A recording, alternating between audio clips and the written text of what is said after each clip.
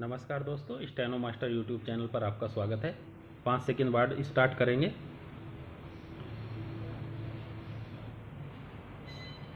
आदरणीय महोदय, हमारे इतिहास के इस अत्यधिक कठिन दौर में आपने मेरे प्रति जो विश्वास दिखाया है उसने मेरा हृदय छू लिया है। मैं अनुभव करती हूँ कि हमारे सामने जो इतनी चुनौतियाँ हैं उनमें से हम पहली चुनौती का सफलता से सामना कर चुके हैं और यही एक ऐसी चुनौती थी जो हमारी पार्टी की एकता के लिए खतरनाक थी। हमने साथ मिलकर पहला कदम उठाया है। मैं आशा तथा ईश्वर से प्रार्थना करती हूँ और मुझे इस बात का विश्वास भी है कि भविष्य में भी हम साथ मिलकर ही काम करेंगे। जब अपने उद्देश्यों और काम के तरीकों के बारे में सहमति हो तभी एकता का कुछ अर्थ होता है। सदा कांग्रेस के ऊंचे आदर्श रहे हैं। अनेक बार हम अपने रास्ते से भटके हैं, अनेक बार हमने गलतियां की हैं, हमारी बहुत सी कमियां हैं, लेकिन सदा हमारा यही प्रयास रहा है और आज भी है कि हम इन लक्ष्यों को पूरा करने के लिए अधिक दृढ़ता से आगे बढ़ें। हम केवल वादों की उलझन में नहीं फंसना चाहते। हम जब समाजवाद शब्द का प्रयोग करते हैं तो इसका अर्थ है पूरे देश के लोगों की भलाई, गांवों में रहने वाले भूमिहीन किसानों की भलाई जो गरीबी का सबसे बड़ा कष्ट भोग रहे हैं। हमें इनकी भलाई के लिए भरसक प्रयास करना चाहिए और उन लोगों की भलाई के लिए भी जो कारखाने में काम करते हैं। लेकिन इसके साथ ही हमें देश की उभरती हुई पीढ़ी, देश के युवा वर्ग और बुद्धिजीवियों से भी अपने को अलग नहीं करना चाहिए। हमें उन लोगों की कठिनाइयों पर भी ध्यान देना चाहिए जो सरकारी कार्यालयों में और दूसरे कार्यालयों में काम करते हैं। वे लोग जो हमारी आवश्यक सेवाओं को चलाते हैं, क्योंकि यही लोग भारत के सच्चे लोग हैं। इन सब लोगों की ओर हमें पूरा ध्यान देना चाहिए और यह देखना चाहिए कि हम इन लोगों की अनेक कठिनाइयों और समस्याओं का किस प्रकार तेजी से हल निकाल सकते हैं। आज कोई भी जिम्मेदार व्यक्ति अथवा पार्टी ऐसा कोई वक्तव्य नहीं दे सकती जिसमें बड़े बड़े वायदे किए गए हों। स्वतंत्रता के बाद के कुछ वर्षों में हमने बहुत उन्नति की है, लेकिन इसके साथ ही समस्याएं भी बढ़ती रही हैं और आज केवल सही नीतियों की ही मांग नहीं है बल्कि इन नीतियों को तेजी से लागू करने की भी मांग है। आदरणीय महोदय, यह समय कठिन परिश्रम का साथ मिलकर आपसी विचार विमर्श से और अपने देश के विशाल जन समुदाय तथा सब वर्गों की महत्वाकांक्षाओं के अनुरूप काम करने का है। यदि हम जन समुदाय से फिर अपना घनिष्ठ संपर्क बनाने में सफल होते हैं और यदि हम इन संपर्कों को कायम रख पाते हैं तो भविष्य के कार्य की ठोस नींव पड़ जाएगी। आज हमारे सामने बदलती हुई परिस्थितियां हैं। हमें बताया गया है और यदि आंकड़े सही हैं तो 1994 से वोटों की संख्या में केवल 5% ही उतार चढ़ाव हुआ है, लेकिन फिर भी बेहद बदली हुई परिस्थितियां हैं। आज हमारी पार्टी की ही सरकारें नहीं हैं बल्कि कुछ राज्यों में हम विपक्ष में हैं। हमें लोकतंत्रीय तरीके से काम करने का अच्छा स्तर कायम करना है। हमें भविष्य में साथ मिलकर काम करना है। जहां कहीं भी विपक्ष देश की भलाई के लिए कोई काम करता है, जहां कहीं हम यह अनुभव करें कि विपक्ष सही दिशा में काम कर रहा है, तो हमें उसके साथ मिलकर काम करना है। हमें अन्य दलों की सरकारों का केवल विरोध के लिए ही विरोध नहीं करना चाहिए, जैसा कि कभी कभी स्वयं हमारी सरकारों के साथ हुआ है। यहाँ संसद में भी हमें विभिन्न तत्वों से मिलकर बने विपक्ष के साथ मिलकर काम करने में कुछ कठिनाई होगी, लेकिन फिर भी हमें लोकतंत्र के रास्ते पर चलना है। हमें पार्टी की उच्च लोकतंत्रीय समाजवादी कार्यप्रणाली के प्रति अपनी निष्ठा प्रकट करनी चाहिए। मैं यहाँ नीतियों की चर्चा नहीं करना चाहती। मैं समझती हूँ कि आपके साथ मिलकर इन पर विचार करने के अनेक अवसर आएंगे। मैं आज सब नए सदस्यों का स्वागत करना चाहती हूँ। हम नए सदस्यों का स्वागत करते हैं और आशा करते हैं कि वे लोकसभा के कार्य में मूल्यवान योगदान देंगे और उनकी उपस्थिति से हमारी पार्टी का स्तर ऊंचा उठेगा। इनके साथ ही मैं उन लोगों को भी अपनी शुभकामनाएं देती हूं जो आज हमारे साथ यहां मौजूद नहीं हैं। ये लोग हमारे मूल्यवान सहयोगी रहे हैं।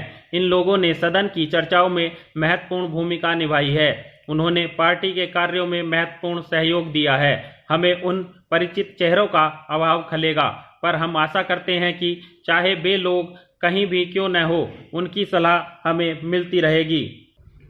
महोदय, स्वतंत्रता के पश्चात देश ने चहुमुखी विकास की ओर कदम बढ़ाए। तथा विभिन्न क्षेत्रों से जुड़ी हुई जटिल समस्याओं के निदान का प्रयास भी किया। भारतीय गणतंत्र में नागरिकों को मौलिक अधिकार सुलभ हुए, समानता के अवसर प्राप्त हुए और अभिव्यक्ति की स्वतंत्रता उपलब्ध हुई। जहां अभिव्यक्ति की बात आती है, वहां भारत की भाषा समस्या स्वयं ही सामने आ जाती है, क्योंकि इसका सीधा संबंध जन जन की आशाओं और आकांक्षाओं से है। भारतीय संविधान में हिंदी को राजभाषा का गौरव प्राप्त है, परंतु भारत की अन्य भाषाओं को भी संविधान द्वारा मान्यता दी गई है। इसके पीछे संविधान निर्माताओं के मन में भारतीय भाषाओं के प्रति सम्मान की भावना के साथ साथ ऐसी भावना भी विद्यमान रही, जिससे उन्होंने पारस्परिक आदान प्रदान, संपर्क और अभिव्यक्ति के माध्यम के रूप में इन भाषाओं के महत्व को समझा। सभी भारतीय भाषाएं जनगण मन से जुड़ी हुई हैं और इनका संबंध मूलतः हमारी संस्कृति से है। सांस्कृतिक विरासत के रूप में ये भाषाएं अनेक धर्मों, संप्रदायों, विश्वासों और भाषाओं वाले इस देश को एकता के सूत्र में पिरोए हुए हैं। अतः जहां हिंदी को जन जन की अभिव्यक्ति के लिए संपर्क भाषा के रूप में समुचित गौरव प्रदान किया जाना है, वहीं सभी भारतीय भाषाओं का सम्मान करते हुए उनके विकास और पोषण की दिशा में भी आगे बढ़ना है। इसी उद्देश्य से संविधान निर्माताओं ने संविधान के अनुच्छेद 343 में यह व्यवस्था की है कि देवनागरी लिपि में लिखित हिंदी भारत की राजभाषा होगी। इसके अतिरिक्त यह निर्देश भी है कि जहां शब्दावली की कठिनाई सामने आएगी, वहां मूल रूप से संस्कृत से तथा उसके बाद भारत की अन्य भाषाओं से शब्द लिए जाएं। इस प्रकार हिंदी को एक ऐसी सरिता का स्वरूप देने का प्रयास किया गया जिसमें विभिन्न क्षेत्रों से शब्दावली, शैली, मुहावरे आदि उसकी अभिव्यक्ति सामर्थ्य का पोषण करेंगे और भाषा की यह निर्मल धारा निरंतर प्रवाह के नए आयाम प्राप्त कर सकेगी। भारतीय गणतंत्र में विद्यमान भाषा समस्या के समाधान के लिए नई सोच की आवश्यकता है। यह नई सोच एक नई भाषाई संस्कृति को जन्म देगी और हिंदी सहित भारत की सभी भाषाएं भारतीय संविधान के गौरव के अनुकूल विकसित हो सकेंगी। हमारे विचारक तथा देशभक्त स्वतंत्रता से पहले भी भारत की भावनात्मक एकता के पोषण के लिए तथा संपर्क भाषा की आवश्यकता पर बल देते रहे हैं। महोदय, इस बहुभाषा देश में भाषाई सौमनस्य और भाषा साम्य की नितांत आवश्यकता है। यह ठीक है कि प्रारंभ में संविधान में 15 प्रमुख भाषाओं को स्थान दिया गया है, किंतु यहाँ अनेक उपभाषाएं, बोलियां और उसकी उपबोलियां भी विद्यमान हैं, जिनके साथ जनमानस की भावनाएं जुड़ी हुई हैं। अब 3 भाषाएं और 8वीं अनुसूची में जुड़ गई हैं, लेकिन लोगों के लिए ये उनकी उपभाषाएं या बोलियां उनकी मातृभाषाएं ही हैं। ऐसी परिस्थिति में भारतीय भाषाओं का पारस्परिक आदान प्रदान भारतीय गणतंत्र को भाषा के स्तर पर एक मजबूत आधार देने के लिए आवश्यक है। इसके लिए जनमन को आगे आना आवश्यक है। हमें भाषा की दीवारें तोड़नी हैं, प्रांतीयता की संकीर्ण भावनाओं का त्याग करना है, सभी भारतीय भाषाओं में समन्वय, तालमेल और सौहार्द स्थापित करना है। यह ठीक है कि हम अपनी मातृभाषा के प्रति निष्ठावान रहें, परंतु एक कल्याणकारी राज्य के रूप में भारतीय गणतंत्र की सभी भाषाओं का आदर करना और उनमें परस्पर स्नेह और सद्भाव की भावना जगाना प्रत्येक जागरूक नागरिक का कर्तव्य है। यदि हमें विरोध करना है तो अंग्रेजी की झूठी प्रतिष्ठा का विरोध करें। परतंत्रता के दुष्परिणाम के स्वरूप अंग्रेजी जो हमारे मन और मस्तिष्क पर छा गई है, उसका बहिष्कार करें और सही भारतीय भाषाओं के लिए मन में संकल्प करें।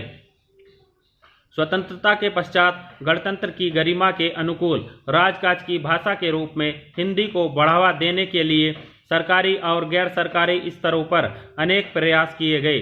वैज्ञानिक तथा तकनीकी शब्दावली आयोग और केंद्रीय हिंदी निदेशालय ने तथा विधि मंत्रालय के राजभाषा आयोग ने अपने अपने क्षेत्र की शब्दावली निश्चित करने का कार्य किया। द्विभाषी शब्दकोश और तकनीकी शब्दावली के संकलन बले केंद्रीय अनुवाद ब्यूरो ने तथा विभिन्न मंत्रालयों में स्थापित हिंदी अनुभागों ने हिंदी के प्रचार और प्रसार तथा शब्दावली के निर्माण का कार्य किया। सरकारी कार्यालयों में प्रयोग में आने वाले साहित्य के हिंदी अनुवाद का काम भी तेजी के साथ किया गया, परंतु शब्दकोश बन जाना, संकलन तैयार कर लिया जाना या अंग्रेजी की सामग्री का हिंदी में रूपांतरण हो जाना ही माध्यम परिवर्तन के लिए पर्याप्त सिद्ध नहीं हुआ। शब्दकोशों या शब्द संकलनों में गढ़े गए अधिकांश शब्द वहीं बंद रह गए और प्रयोग में नहीं आ सके। अनुवाद के कारण भाषा ने बोझिल और कृत्रिम रूप ले लिया। विराम। तो दोस्तों डिक्टेशन का बार बार अभ्यास कीजिएगा। यह डिक्टेशन 170 शब्द प्रति मिनट की स्पीड से थी। चलिए मिलेंगे जल्दी अगले ही डिक्टेशन के साथ, तब तक के लिए